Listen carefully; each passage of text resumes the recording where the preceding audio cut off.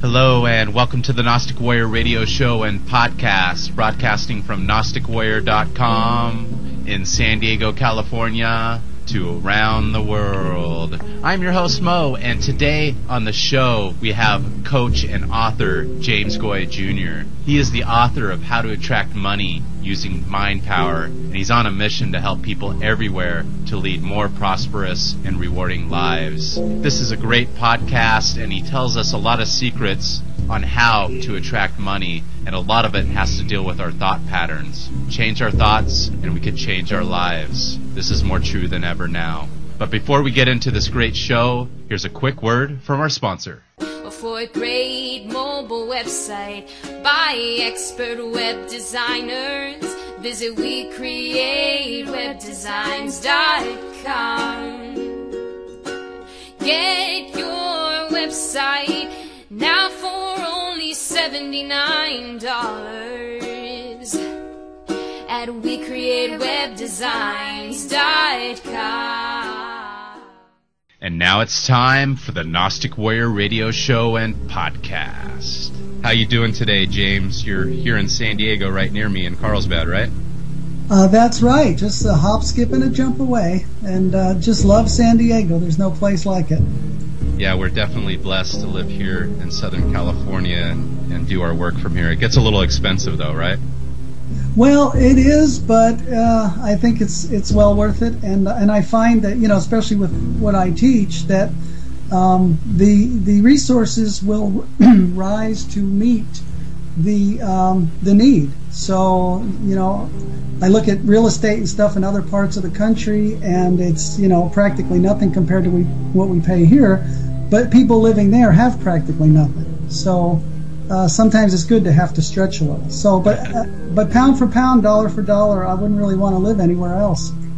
Yeah, I agree. And there's a lot of people out there that might be listening to this podcast that might be in a different situation than we are here in Southern California, whether we're doing good or bad. But I know there's a lot of people out there that don't understand money, and they just don't understand that what it could do in their lives. And that's why I had you on the show with your book, How to Attract Money Using Mind Power. I think it's the perfect title and the perfect message to send to people out there that are having problems with money and obtaining it, whether that be getting a job or starting a business or just paying their bills. There's a lot of people suffering out there. Before we get into your book and all the great work you're doing now to spread light around the world, can you tell us a little bit about your background, a quick biography? Well, I grew up in New Jersey, basically, just a, you know, normal kid more or less, getting in trouble and you know, trying to get through school and whatever. And but I came to California, which was the real turning point in my life as a young man, about 19 years old. And shortly after I got here, I didn't go to college or anything, so I don't have any educational background to speak of, or lean on. But I started finding my first books on metaphysics, spirituality, mind power, self-help, you know, just ancient teachings, all these kind of things. And the subject really just gripped me. And it really changed my life because I was, you know, struggling. I was doing just I've done all kinds of different jobs over the years. One thing that carried me for a while was telemarketing and telemarketing management. Had my own hauling service. I've been a security guard. I've delivered just about everything that you can deliver: flowers, pizzas, you know, phone books, you know, just that kind of a background. But when I ran across this idea that we can actually do things within the sanctity of our own hearts and minds and souls and thoughts and feelings, and actually make things happen beyond us, I mean, I was just gripped by that. I don't remember the first sentence I ever read that really got that message through to me, but I do remember I believed it immediately.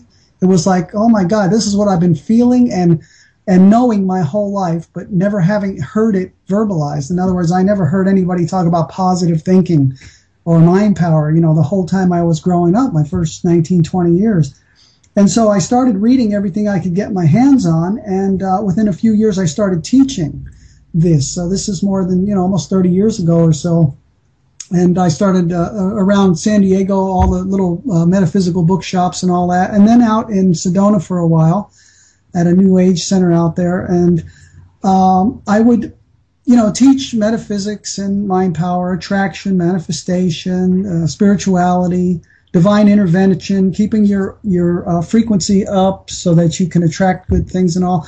But I noticed that even people who had been around this subject and who really had used it to some success in their lives, attracting the perfect mate or job or whatever, it seemed universal that they struggled with money. And they were always asking questions like, well, why doesn't this work for money? Or does this work for money too? I've tried it and it doesn't seem to. What am I doing wrong? And so that really interested me, along with the fact that one of the first things I saw when in studying these techniques and principles that I was learning of was that this could be applied to money. That was my great, need. I mean, I've been in a real lack at times, and it's just a real struggle just to survive, basically.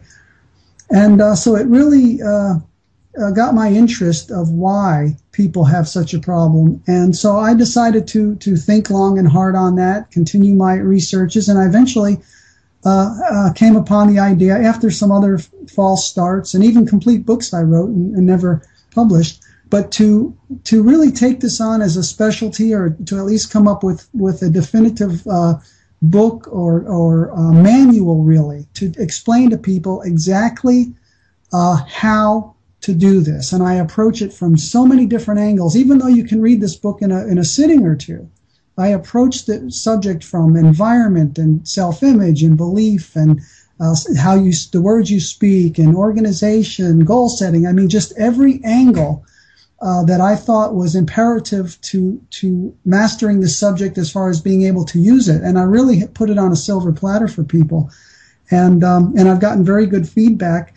The book was designed, I quote 160 other books and no author twice. And part of that was because I knew I could explain what needed to be done in a manual style, with synopsis of the principles and then simple steps in each chapter and all this. But what I felt in my heart was that this book will excite people, and they will want to give it to people as a gift, like their son graduating college or whatever. And I knew that a lot of those people would never even have heard of metaphysics. And so I wanted this to be a book that not only they would understand what I'm saying and see how I'm saying they should apply it, but also that by the end of this very short book, they would actually believe that this works. And that's where the 160 quotes come in, because they really, they show people, I didn't make this up. This isn't anything new. It's been around for hundreds and even thousands of years in every kind of far-flung teaching and spiritual, religion and anything else you can think of, certain aspects of it. And it is real. It does work. And so that's what that's became my life, and my focus is to really help people, and one reason is because I really think that with enough money, it opens up so many other doors in so many ways. Abundance financially leads to abundance in basically every area of life. But also because money itself is a key issue to survival, and when people, like the old saying, you can't teach a hungry man. So I thought, what is people's most pressing need? Many of them, it's money. And so whatever else I write, and I've written more books that I'm getting ready to publish now, I wanted to address that first, because I don't want to try to teach hungry people. So no matter how many books I ever write in my life, if a person is short on money, I'm going to tell them, read that one first. Yeah, and it sounds like you're putting the horse before the cart as opposed to the cart before the horse, like a lot of people do. What I'm finding, getting back to those people that you were talking to before, having those workshops on spirituality and positive mindset, is I found the same thing in my Gnostic studies, and also dealing with spirituality myself, is there's this big gorge between spirituality and materiality, and we actually live in the material universe where we can be spiritual beings, but we also need to merge that spirit with the material. And what I'm finding is a lot of people that are into these type of studies, the truth movement, spirituality, they're having difficulty of crossing the gorge and merging the two together, that perfect union. Is that the same problem that you see, is that they're too stuck in the spiritual world and that they have to work on themselves in their spiritual work and mindset, but they also have to work in the material world at the same time? That's exactly what I see. Some people are too far into the spiritual in the sense that they are neglecting the material to their detriment. But the opposite is also true, is that some people are so far into the material that they won't even entertain anything spiritual or anything that can't be seen and weighed and measured and quantified and proven by a scientist who has been okayed by the system and validated. And so each side is an extreme, and both sides suffer. The spiritually minded may have spiritual health, but they do suffer financially or materially. When I say suffer, I'm not an advocate of people having to have a lot of money. People think I am, but I'm not. I want people to have enough. And if they don't want any more than they have, then they've already accomplished what the rest of us are trying to accomplish, because we're trying to have more. And that's wonderful. But if there's a desire that's unfulfilled, that's not healthy. We have the spiritual power through mind power, metaphysics, traction and manifestation techniques. We have the power to have what we want, and we actually do grow. It's a very spiritual process, which surprises people. We absolutely grow in this process the way I teach it. And, people say that, this thing and that thing is part of their spiritual path, whether it's yoga or whatever. And I like to tell people everything under the sun in your life is a part of your spiritual path, because life is first spiritual. The mystics and the quantum physicists will both agree and tell us that really everything we see is not what we think it is. I mean, if you look far enough down into physical manifestation, you find that there's nothing physical there. It's only energy, vibration, and consciousness. And everything is created somewhere else first, and that is in the realm of consciousness. The examples are given of just look around your room. What is there that was not at first a thought in someone's mind? The chair, the desk, the computer. And the point is that the old saying, thoughts are things, and people sometimes misunderstand that. They think it's like, well, if you think about things and you can create them, and it's just like they're things. No, thoughts are things. That is one of the great, powerful insights at the bottom of everything I teach, is that the thought of the thing is actually more real than the thing itself. And this is how I like to illustrate that, is that you can think of a thing, whether it's a certain amount of money in your bank or being a doctor or building a certain invention, you can think about it for days, weeks, months, and years in advance of it ever coming into being. In other words, you're creating the vision of it. You're actually creating the thing, whether it's a circumstance or an item or whatever. And the proof that the spiritual counterpart is actually more real and more important is that it can exist without the material picture. In other words, I can see myself accomplishing a certain thing, and it might be 10 years before I accomplish it if it's really big, but I already built it. I already made it real. And then eventually the manifestation or the reflection, it's really like a mirror reflection of that energy structure, will be reflected back in the material world. And I'll be able to see it, weigh it, point it out to other people.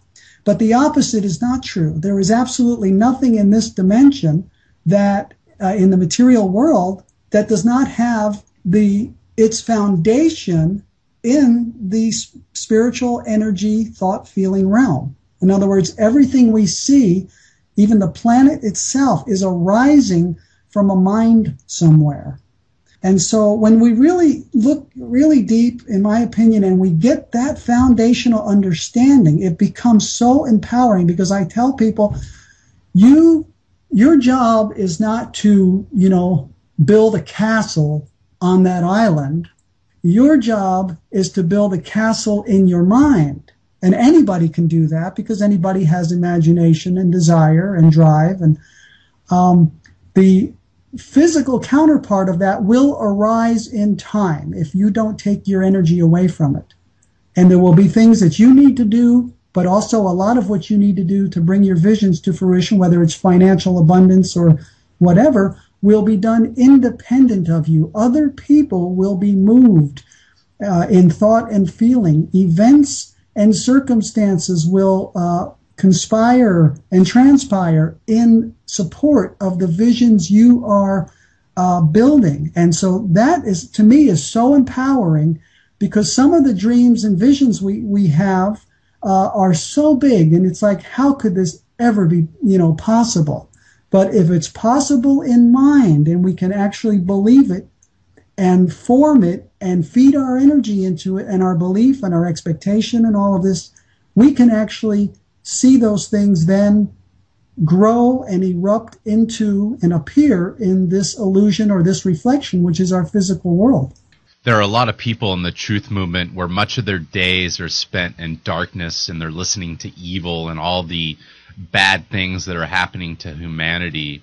What are some exercises or mental activities we could do, or these people could do, that'll help them get out of this darkness and be more positive and see the light?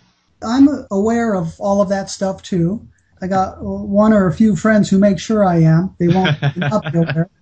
And, I do look up some of it on my own. And I believe that people need to have a certain amount of information. In other words, to be able to, navigate this dimension, we can't really be in a bubble or have our heads in the sand. I mean, if things are happening that directly affect our lives, like whether it's, let's say, some kind of a very dangerous chemical in one of our foods that we're eating, or smart meters on our homes, or whatever. There's so many things that are affecting people that they have no idea that they're even there. Therefore, they can't protect themselves from it. I don't advocate that, but I also don't advocate, soaking your head in this type of information for just all of your waking hours. I know people who do that. I mean, they're so beaten down by it. They see no hope. They see no way to even, improve or heal or do anything at all.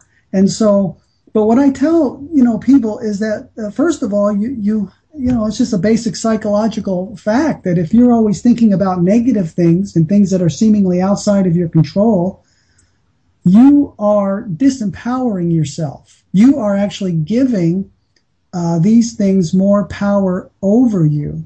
And so, but to the degree that we can start to have a spiritual view, this in my estimation and in my own experience, and that reported by others, the more we take on and access our spiritual power, the more empowered we feel in the material world, and the more we also start to look at things more philosophically. It was Buddha who said something along the lines of, if you knew just how perfect everything was, you would throw your head back and laugh at the sky.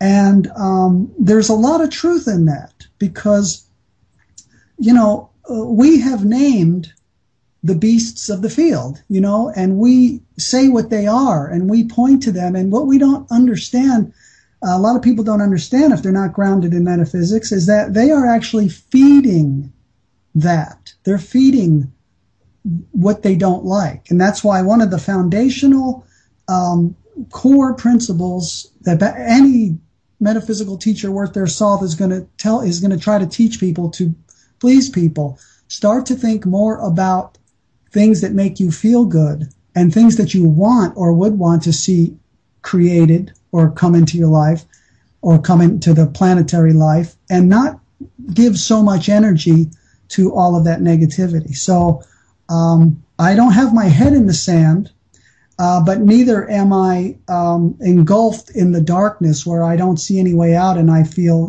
powerless, and I feel that everything is hopeless, because the cards definitely do seem to be stacked against us in so many ways. I can just look around in my own life and I can see people I love and care about with their health being destroyed and everything else by different things that they're doing or that are being done to them, whether it's the medical profession or whatever. The deeper you look into so many areas of life, the darker it looks. But if you look deep enough with your spiritual eyes, you'll get through the darkness, and then you will break through into the light, and you will sit back, and it's so freeing, because you'll see that there's not so much to judge. And by judging, we make things more of what we say they are. And so we are feeding that picture. And so if people want to be healthier, happier, and indeed safer, because, negative thoughts and thoughts of fear and thoughts of the big government boogeyman getting you, or concentration camps, FEMA clamping down, whatever the case may be. Yeah, you can make cases for all of it. But there are so many documented cases, and even from my own life, way more than my fair share of things like divine intervention. If you're in a certain spiritual frequency, and you carry yourself mentally and emotionally in a certain way, you can actually reflect so much of the negativity that would take other people down. And just as one example, and I have so many, believe me, I have examples of people that more than once who have tried to pull guns on me and physically could not move their hands. Like, they couldn't pull a gun on me. That's the kind of power we can attract to ourselves. But I had a very terrible motorcycle accident when I was in my 20s, and with a drunk in a pickup truck that came across into my lane, and it was just really a bad situation. Anybody else, had they not had divine intervention, would have been maimed or killed. I mean, it was that bad. But I had the experience of actually being picked up from my shoulders up off of the bike, way up into the air, whereas, when the two vehicles collided, you would normally, the laws of physics say that your body would keep moving in the same direction it was at the same speed until something stops it. But that's not what happened. And I had a friend of mine a little ways behind me on his motorcycle, and he witnessed the whole thing. And he said that he never saw anything like that. I have a friend, a very close friend of mine, a semi-truck, an 18-wheeler, went right through her car. And the guy got out, and he looked like he'd seen a ghost, and he wouldn't come anywhere near her. He was yelling, "Are you okay? Are you okay?" A few days later, she got she got a phone call. I guess the guy must have got her license plate and tracked her down. She got a phone call from the guy's priest, and he says, "I don't know what happened." He said, but so and so is convinced that he saw a miracle. So what I want, that's a long way around to get people to know that if they adopt a spiritual life and outlook and put spirit first, that so many things are possible, including the protection of themselves and their loved ones against so much of these valid threats that we see in the material world. Would you say, James, our spirit is our soul? I wrestle with those terms. I really do. I have the view that there is only oneness. And so I actually, I'm always looking at the furthest view that I can see. And so I don't really distinguish between spirit, between soul, even between individuals. Okay?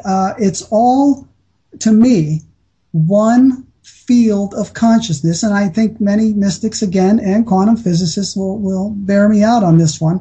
It's one field of consciousness. And so there are times when I am so aware, whether I'm writing or speaking or just, something really, dangerous is starting to happen, and I absolutely get this power in me that it's not going to happen. And even if that causes an individual to not be able to physically move their arm, become paralyzed, whatever, there are times when I'm just so aware that I am not this vision. I read a quote recently, and basically the way it winded up was that we are the imagination of ourselves.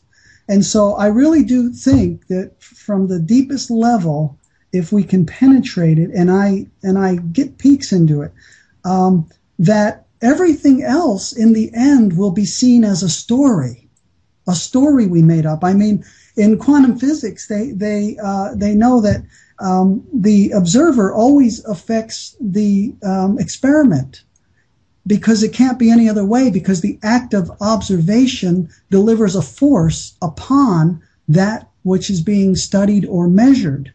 And so I have really come to the point where it might be getting a little out there for people out there, but where I see everything as a story. All I see is wholeness, oneness, and consciousness. I see no separation in the true sense of the matter between my physical self and my spiritual self, or my soul and my spirit, and all of these things. So I know people have all kinds of definitions for things, and I know people, for instance, I don't even believe in the past the way people do. It's people who have really studied time, scientists and whatnot, I've heard them say that time is in fact malleable. I mean, just imagine that time, and Einstein was onto this, draw a line long enough and straight enough, and it'll meet itself at the other end, the way I heard somebody put it. So that's, to me, that's a question that just sends me around the question and just way further off. I mean, when we really get the message of quantum physics, and again, the gurus and stuff that just wave their hand and say it's all a dream, it's all an illusion. I mean, that's really true. Now, and another concept, a deep metaphysical concept, is that there's only the present moment, and that time itself is an illusion. And if that's true, see, I used to be really into past lives and reincarnation and past life research and all this way back in my early 20s, and had a lot of associates and friends that were also. But I've come to realize that even the past is not what we think it is. Now, I absolutely think that right now, in this moment, we are in a dream. This world we think that is there is being projected from us. We are projecting it out. And so if I think this is all an illusion and all a dream, how much more so a memory of something that happened 20 years ago? It's actually very a valid point that can be made when you understand quantum physics and things of this nature, that, and it's even been said that, in cosmology or astronomy or whatever, they surmise that a thing is going to be there before they ever find it, and then they find it. And so there's a camp of people who think and who will tell you outright that we are not discovering reality as we go along. We are creating it.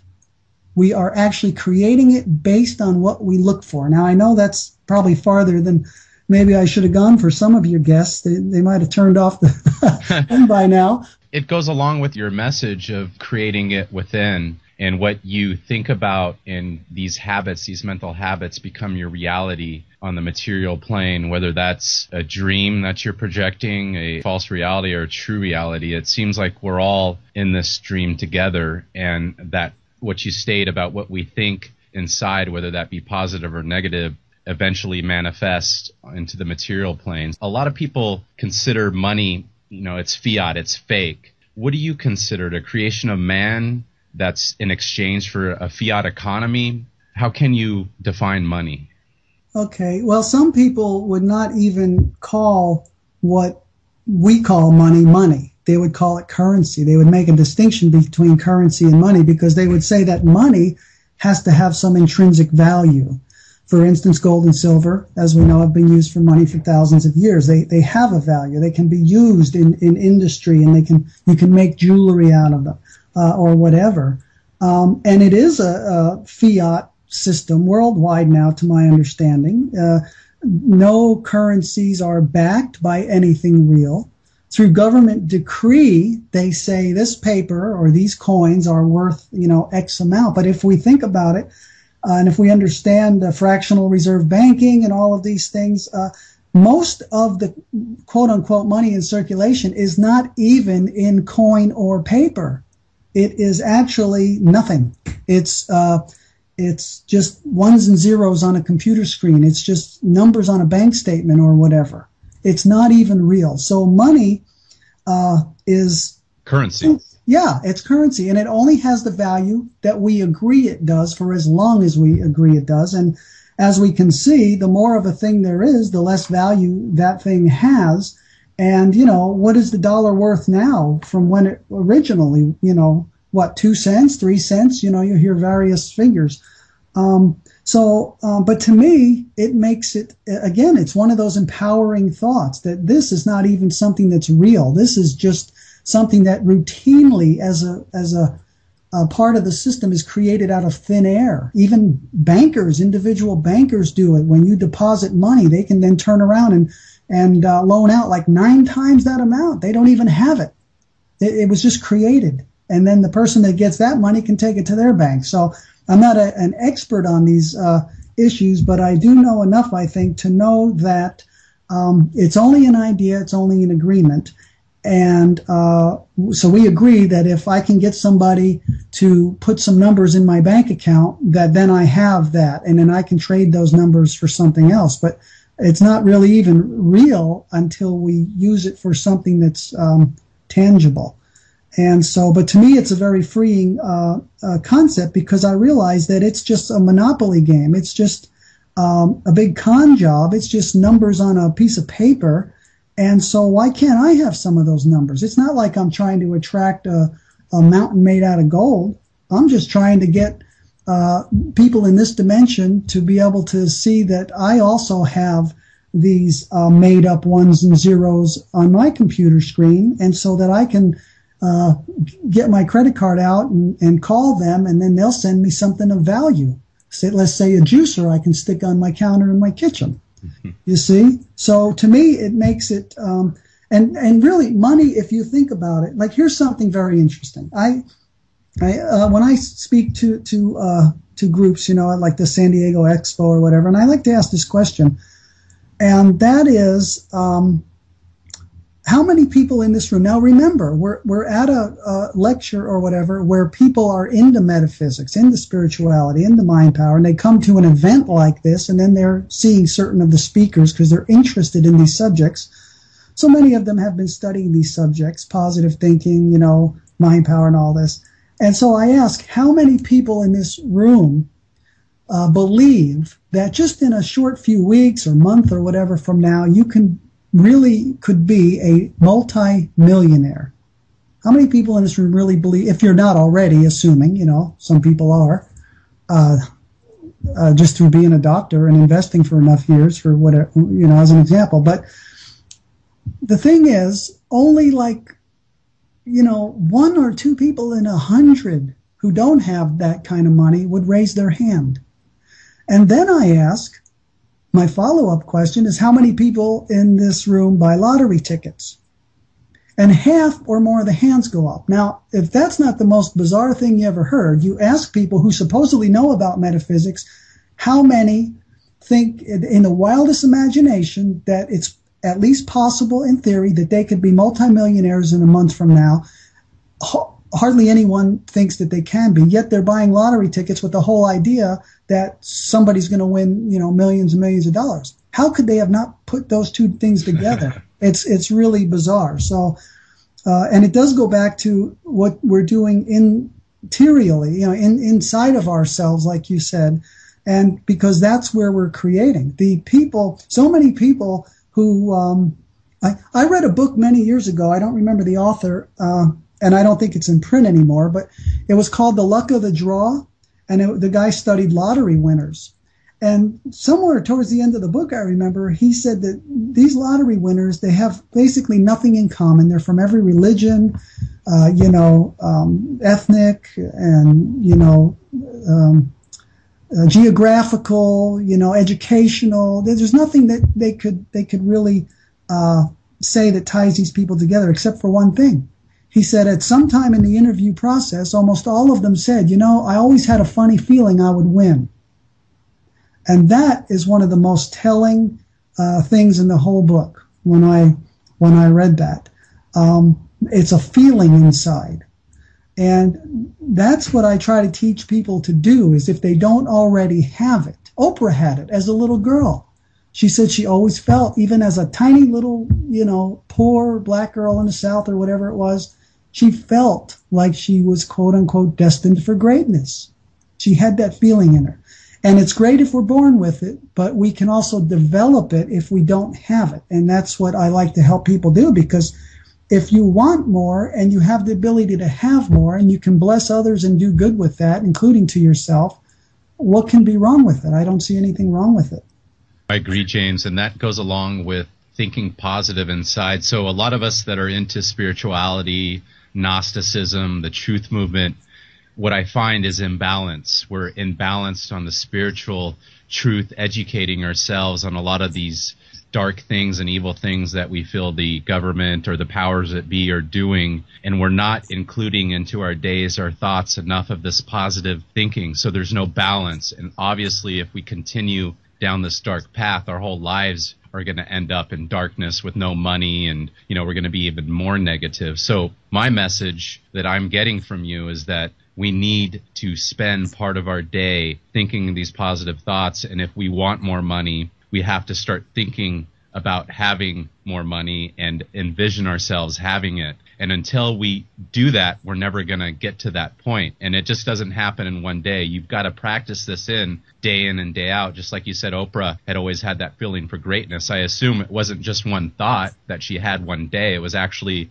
a continuous thought day in and day out, or week in. I'm sure some weeks she didn't think about it, but it was something that was always ingrained in her. And that's what we need to do if we're in that dark place, is we need to create light and positivity to outshine the darkness. Right. And also to take it another step is that if we're enmeshed in darkness now and we can start actually visiting into the light, whether it's thinking more positive thoughts, spiritual contemplation, prayer, whatever, helps uplift people. And then, of course, we're going to deal with we have to find out the latest on the, this and that's going on with the world. Yeah, the world, depopulation, chemtrails, whatever it is. There's so many things. But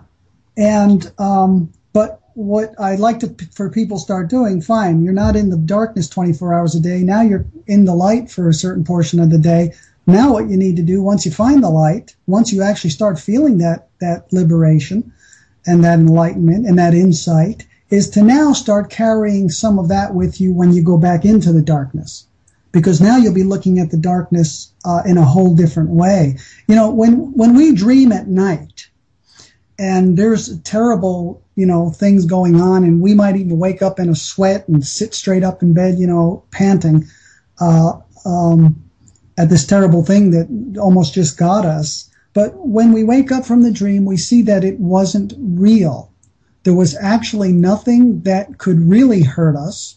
And if you go further into the dream, if you get into lucid dreaming, where you actually can train yourself to become aware in the dream while you're dreaming, you learn that when you turn and face these monsters or these bullies or these, thugs or whatever's going on, that they lose a lot of their power. To the degree that you don't fear them, they become less fierce.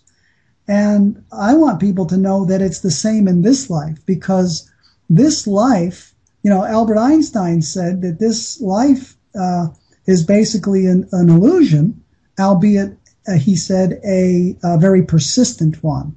But it's not much unlike our nighttime dreams. It really isn't. That which we fear will come after us. That which we fight will become stronger in the process as we fight it. That which we run from will always chase us.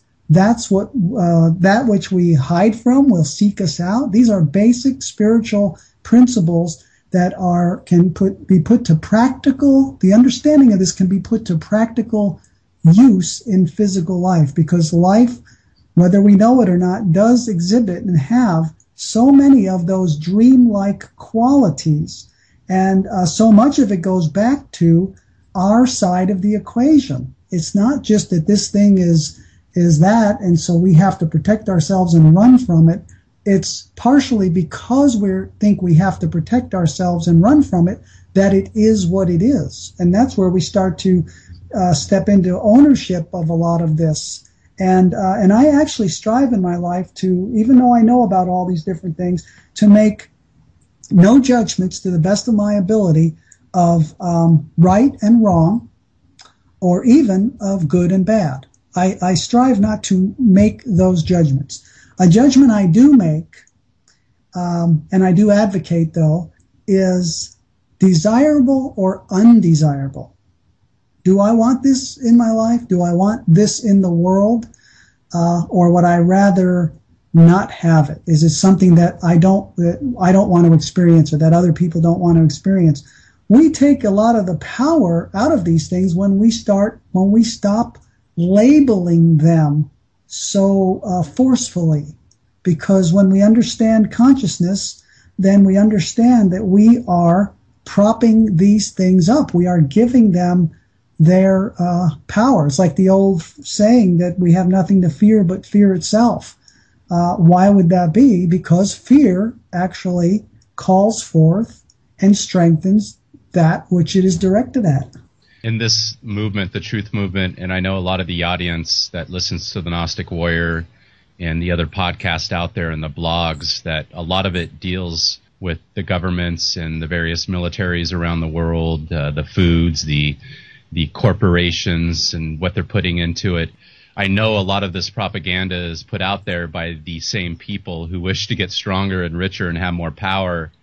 And it's just an old propaganda technique that governments have mastered. People need to recognize this out there and to see. And I love the way you put it in regards to undesirable and desirable, because you could look at anything like that as far as people, energy, articles, videos, everything you look at. If you just ask that simple question and say, is this desirable or undesirable for who I want to become, not for what the world is doing right now or the truth or whatever about what I want to become. Once you make that choice, either you want to continue down the same path, getting the same results that you're getting, or you have changed your mind and you decided you want to rise above all this. And people need to understand that when you're seeking information and truth. I love that. I'm going to start applying that. Is this desirable or undesirable to who I want to become? And I know part of what I want to become is I want to be free.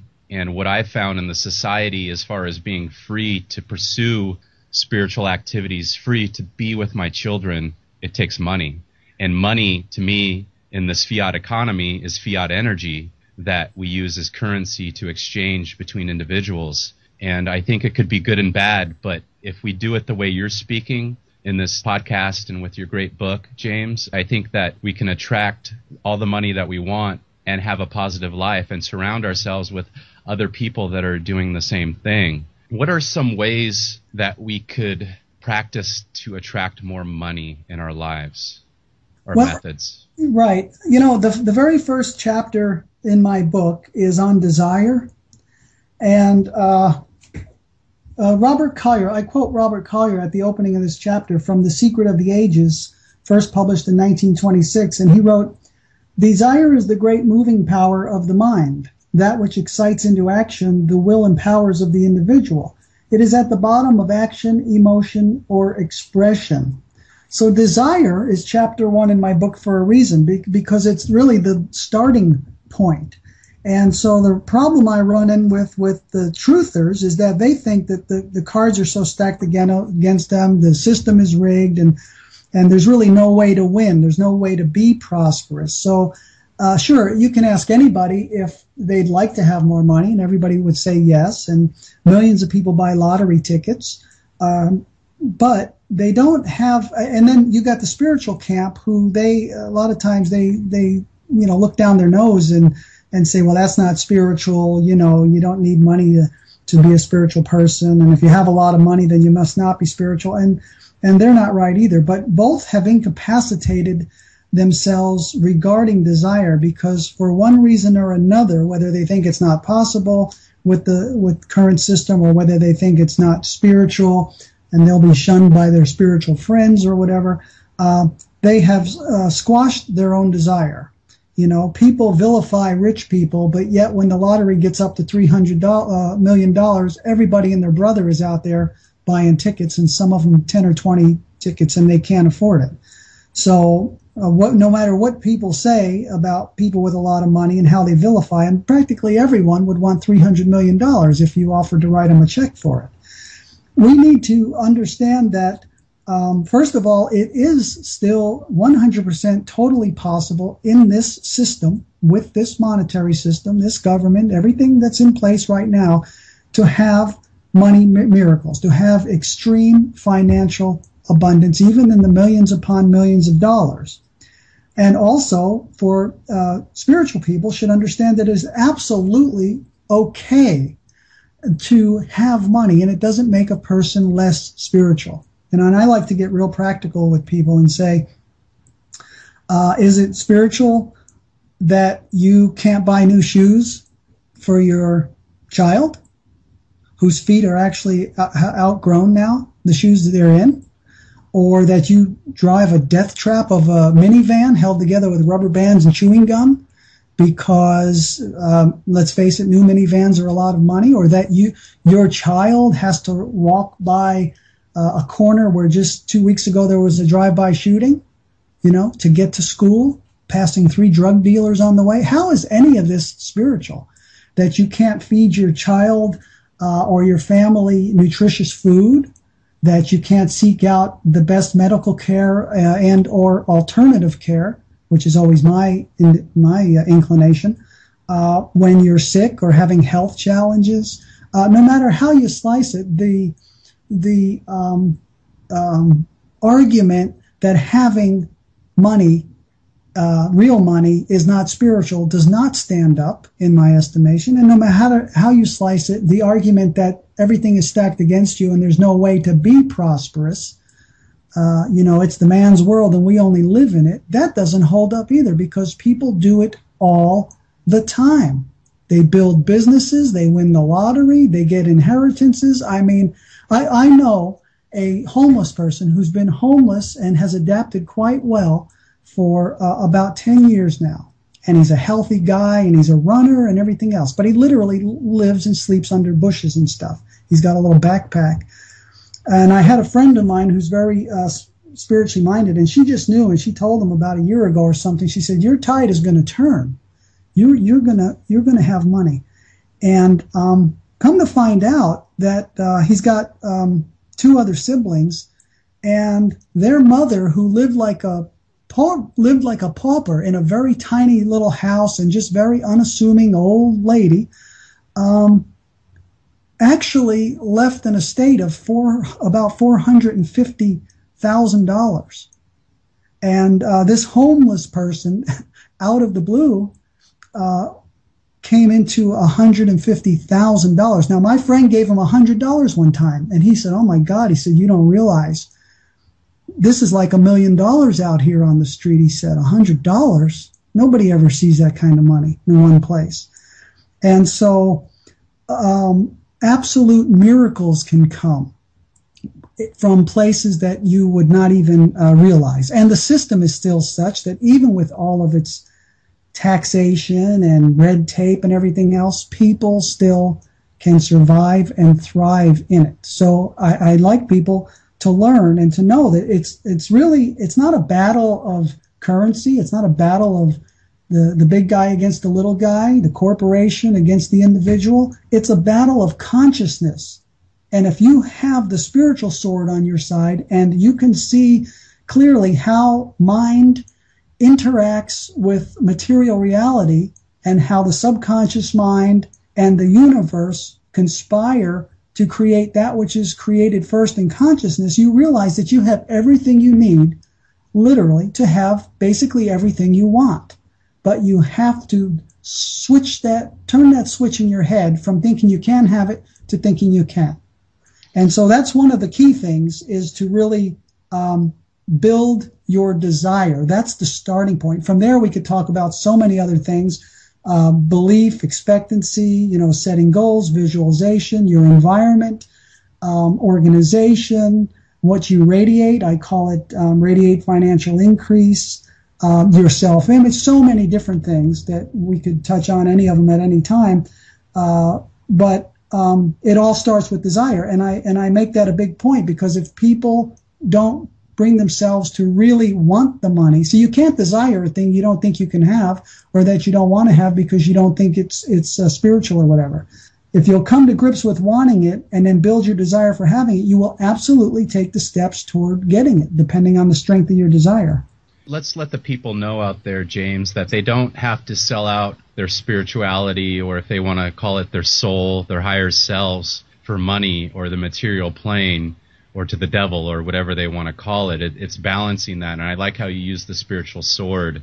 You know, I look at it as the more money I have, because I know how the world works and the spirituality side of it, which I feel I need a lot of work on, but I'm not going to be able to get there if I'm constantly worrying about money, my bills, about what I'm going to feed my children, about next month's rent. That all takes away from my spirit. So my solution, even before I had spoken to you, was that I was going to be not just a Gnostic, you know, with spiritual knowledge. I was going to be a warrior.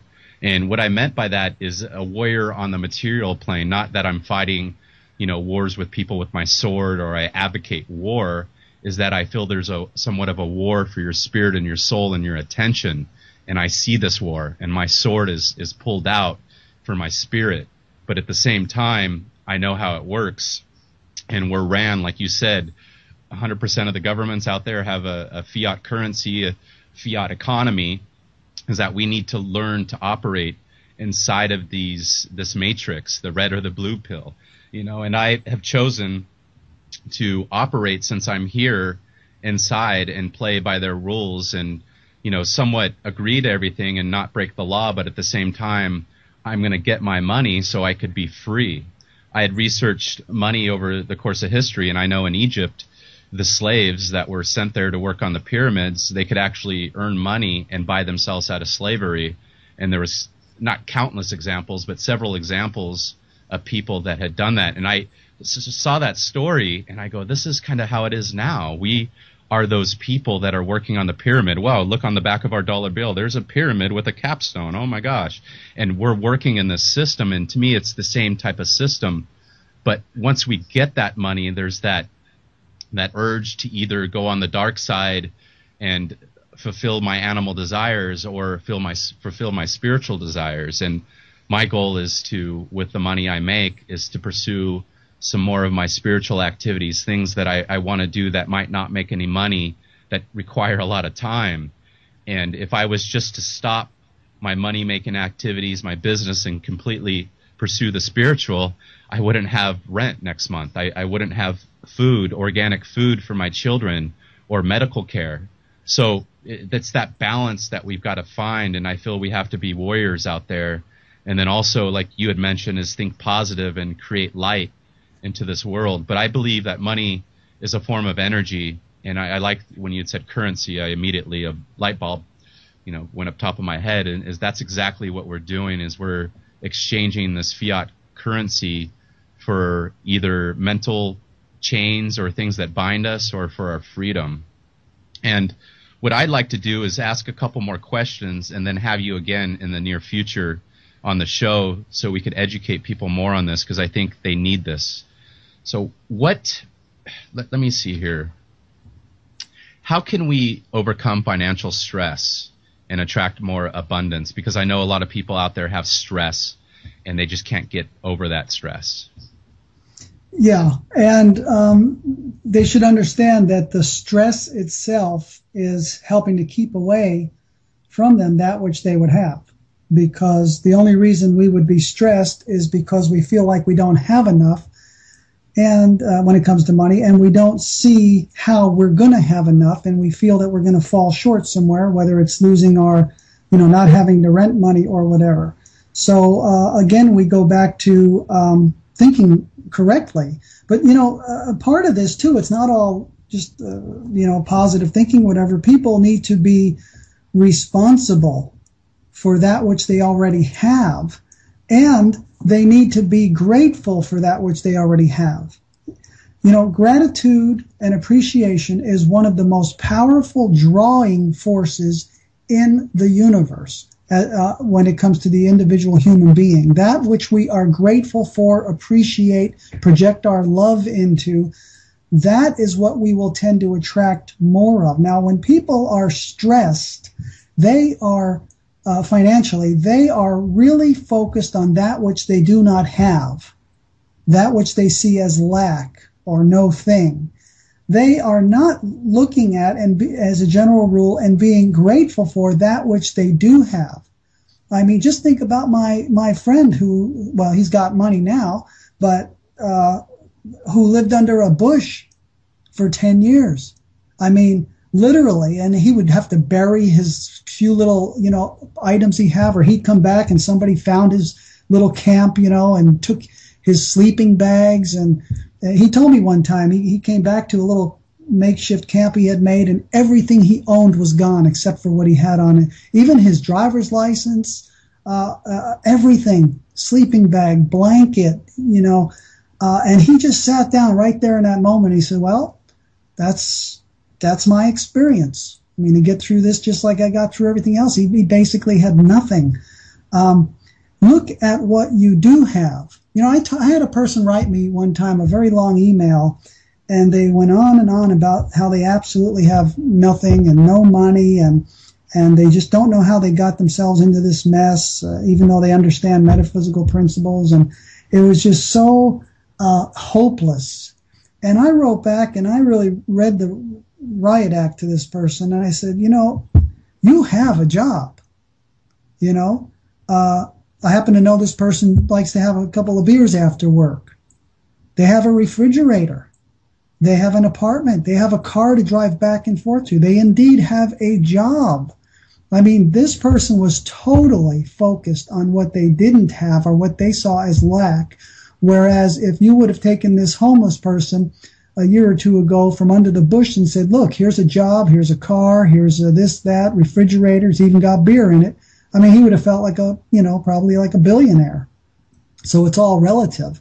So, stress is really not so much about what we think it is, which is the circumstances. Stress is about how we perceive the circumstances, and we can perceive them in any way we want. And things are often so much better than we're actually admitting to ourselves that they are. Let's face it. I mean, I forget how many billions of people on this planet live on less than $1 a day or $2 a day. People have mud floors, no electricity, no clean water. We have so much. Anybody who has a computer and listens to this has so much. They have a computer. They're paying an electric bill. They have a home. They have some sort of income. They have so much. And if you focused on that, your stress will melt away, and you will start to attract more and better of that which you are acknowledging. Because when you are stressed out about finances, you are turning your back on all of the blessings that you already have. You are turning your energy away from them. You are no longer feeding your energy into them, and therefore they begin to die. That begins to be withdrawn. It's like when a plant dies, it is withdrawn back into the dirt, broken down into its constituent parts, and redistributed for new life. When you are stressed financially, you are in the death process financially. And all it takes is a change in perspective and really the honesty and fortitude to look at reality. Anybody listening to my voice right now, if they're stressed out financially, I can bet you that there are so many things that they have to be grateful for that they have not acknowledged and been grateful for lately. That in itself, as a lifestyle change, as a mental footing and foundation change, will transform a person's life, and miracles will start to happen. Just that one thing. Let me be a testament to that truth. I definitely have had times in my life where I was that guy that was always thinking negative and wasn't grateful for the things that I've had. And you're talking to a man that has had many years of drinking and alcohol problems. I've been to jail. I've been to prison. I've lost my kids. I've tried to take my life. I've been kidnapped. I've been robbed. And I've been to the gutter, basically. I've been homeless, but not necessarily like your gentleman friend for 10 years. but I've been to that point, and a lot of it was my thinking and what I was doing. And the last time that I had gotten out of prison back in 2005, I had everything taken away from me. I lost my wife, my properties. I had real estate up in the mountains. My kids were taken away from me. I got out, and they were taken again from me for a year, not because of something I'd done, but because they thought I was a threat to my children, which I wasn't. But it was just some of the most hardest times that I've had. But because I came from prison in the most darkest places that anybody can imagine, you know, I know they say a prison here in America is like Disneyland compared to other prisons. I understand that, but it's no walk in the park, and you get to see everything, and everything was taken away from me, from my children's and my love. And really the most important thing was my family and that precious freedom. And I used to look out the window, and I lived in this weird, they called it Hotel California here in Southern California in Norco. And it was a prison for drug offenders. And I remember looking out the window, and there would be a neighborhood right there, and they would be walking horses and families, and on holidays I'd see them. And I just remember being so grateful that I was still alive after I tried to take my life, and that I could see another day. And I continued that gratitude when I got out, and for my children, and being thankful that I was free, and I knew I was going to have them, and I always thought positive thoughts. And for some reason, the last couple of years, I changed that, and I think some of it was doing exactly the things that I know I shouldn't do, and that's thinking about what I don't have, and that, geez, I started this great business, now it's going downhill. And I started that old way of thinking that I did for 30 years before I went to jail and to prison. And you're actually making me remember that, you know. So I'm sorry for getting a little emotional, but it's serious business, folks. And what you're talking about, James, I know this is your 133rd interview or 34th. It's serious stuff. And it just doesn't go to making money. It goes to our lives. And I think a lot of us are dying like that plant because of our thoughts. And it's just not dying in our business and in the economy. We're actually killing ourselves with our thoughts. And if we're not grateful for what we have and for the light and the love we have, all of it's going to go away, and it's going to be taken from us. So I'm a living testament of what you're saying, James, because I do make, you know, over $100,000 a year. It's went down. I've had $200,000 years since I've been out. I have no education, and it was all by the power of my thoughts. And I feel a great business. I help people through foreclosure for free on the internet. I get paid through advertising. I've helped millions of people by paying it forward. So I know there's ways to make money in this economy without selling out your spirit or your soul or your higher self, or however you want to call it. But at the same time, we need to be grateful for what we have. And here is a guy talking right now on the Gnostic Warrior who makes over $100,000 a year and has been negative, saying that's not enough. I have it all. I've got a beautiful wife, a beautiful children, and everything. So, man, us Americans, and I know other people around the world, we can get really selfish and doom and gloom, and we're not looking at the love we have in our lives and the gratitude and things that we do have. I think that's number one, what you just said there. You know, you have desire, that comes after the gratitude and being grateful for what we do have. I know, James, there's going to be a lot of people out there that would love to read your book and to find out more about you and how they could apply this to their lives. Number one, where could they find this great book? And number two, where could they find you or your website? Well, the book, again, How to Attract Money Using Mind Power. And my last name is spelled G-O-I, so it's James Goy Jr. The website is jamesgoijr.com, or just attractmoney.org will get you to the same place. And the book is available as an ebook and as a print book, basically anywhere online where books are sold, you know, such as Amazon and so on. And also at my website, I'll mention that I have a free monthly Mind, Power, and Money e-zine, and it's really a great resource for people to tap into, to be kept abreast of, you know, what I'm doing, my interviews and things, but also we talk about, you know, different aspects of the types of things we're talking about today in the e-zine, and I sometimes take reader questions and answer them within the e-zine and things of that nature. So that's a wonderful free resource for people. Great, and I want to let you know that I'm going to sign up for it because I need more resources and people like yourself in my life. And the truth and research movement of understanding this world we live in and being a Gnostic warrior, part of that has to be having people like you in my network, people that are spreading light, that understand all the darkness and evils that we know are out there, that are not consumed by it and are grateful for what they have. And if there's anybody listening to this podcast, I highly recommend that if you're looking for some change and for some light, that you do go to James' website, you check out his book, you sign up for his newsletter, because I'm sure that you need someone like him in your life. And thank whoever your higher self, the Lord, or whatever your God may be, that there's people like James out there, and that we have the worldwide internet. And no matter if you're here in America, in Canada, in the UK, wherever you're at in the world, you can connect with us, with James and his website, with his book, and we can make this world a better place. It's been a great hour talking to you, James. Like I said, I would love to have you on in the next couple months as, somewhat of a regular guest. Can you come on in another couple months, James?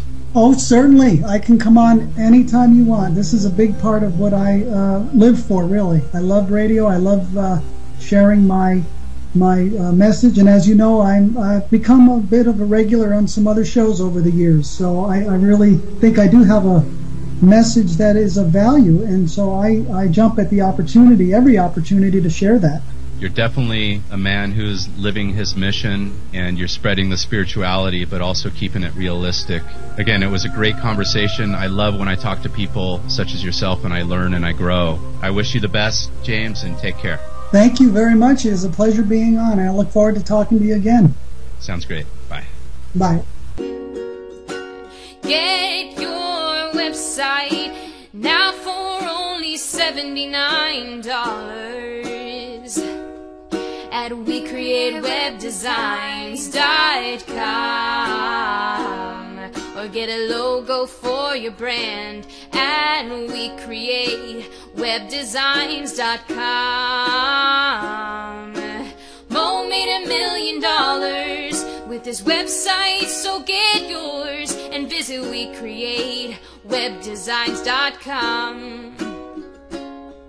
They're the experts you need, and they're waiting for you at WeCreateWebDesigns.com.